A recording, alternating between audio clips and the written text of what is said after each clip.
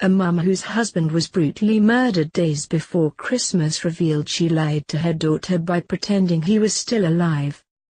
David Irwin had almost every bone in his face broken when he was subjected to a vicious attack following a dinner in Hale Village in 2002. The 30-year-old was killed by Stuart Pickett, then aged 22, on December 23. Speaking 15 years on, his wife Helen Hill has revealed she had to pretend to her daughter that her dad was still alive and was just hospitalized following a bang on the head to get through the first Christmas without him.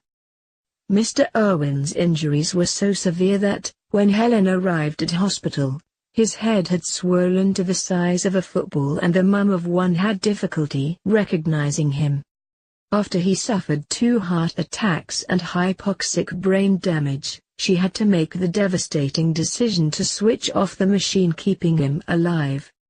Helen, 44, said having to lie to then 5-year-old Molly was absolutely horrific, Liverpool Echo reports. She said, "On the first Christmas day after David was murdered I had to pretend to Molly that he was alive when actually he was dead. It was absolutely horrific. I told her he had banged his head and was ill in hospital. She was only 5 years old at the time and I didn't want to do it before Christmas Day." Helen said she told Molly what had happened on Boxing Day, 2002. Just 3 days after Killer Pickett launched the vicious attack on her dad. A year after, she says she broke down crying, putting the star on top of the tree because it is something David always did. For the first time in 15 years, Helen marked the occasion yesterday with a memorial service in Hale Village Hall attended by his family and closest friends. She said, "It was the first time we have done it and I wanted to do something away from the murder to remember who David was as a person, and it was a way to bring David's family together. Christmas is a really hard time, but I have always kept what happened and Christmas as a separate time for family."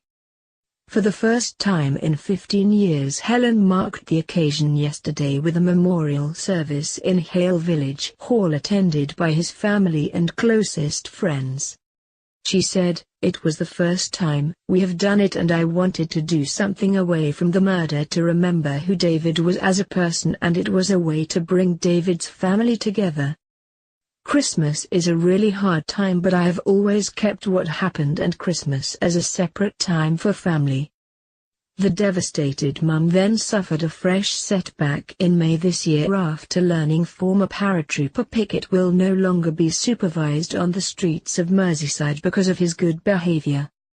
Helen has since launched a petition online asking should released killers remain supervised, as she continues her efforts to raise awareness of how the judicial process affects the families of victims.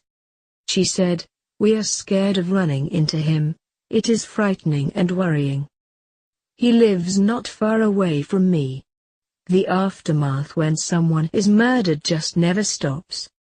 This petition is important because I believe if you take someone's life then you should at least be monitored. Nobody knows what he is doing or how he is keeping now." Helen has also become a campaigner and is a trustee and vice chair of SAM, Support After Murder and Manslaughter, Merseyside, which campaigns for, and supports, victims' families.